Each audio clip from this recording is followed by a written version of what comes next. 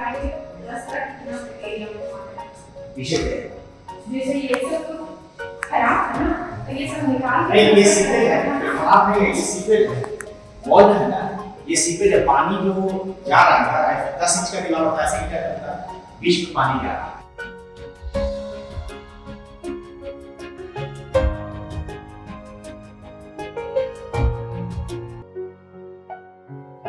क्योंकि वहां पर निर्माण बन जाता है और उसके कारण इस तरह से ये कुछ और इंटरेस्टिंग मॉडल है। ये हमारा तारा मंडल है, हमने टोटल 21 तारा मंडल है इसमें, ये बच्चे देख सकते हैं।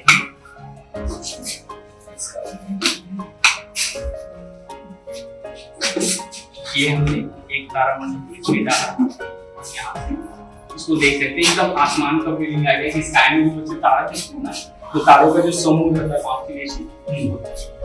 इसको करके प्रोजेक्ट करने का कुछ है?